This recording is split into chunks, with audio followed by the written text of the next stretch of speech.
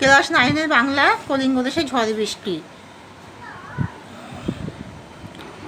মুকুন্দরাম চক্রবর্তী লিখেছেন। তোমরা সবাই লাইক অ্যান্ড সাবস্ক্রাইবটা দিয়ে দাও।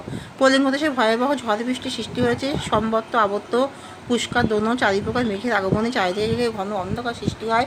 কেউ কারোর মুখ দেখতে পায় না, চারিদিকে কেবল ঘন অন্ধকার, এবং কেউ কারোর অঙ্গ স্পর্শ করতে পারছে না। এই প্রবল ঝড় বৃষ্টিতে মানুষের জীবন খুবই অসহনীয় হয়ে উঠেছে, যেন অষ্ট গজরা চারিদিকে জল ঢালছে।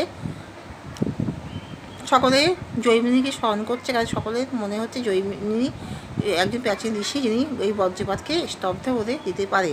তাই সমরে মানে সকলে স্মরণ করছে, জৈমিনীকে স্মরণ করছে। আর ভুজঙ্গরা চারিদিকে জলের উপরে উঠে ভাসছে, এবং যেন ভাদ্র মাসে তাল পড়ার মতন করে শিল পড়ছে। আর প্রজারা সকলে খুবই ভয় পেয়ে যে যেখানে পাচ্ছে সেখানে পলায়ন করছে।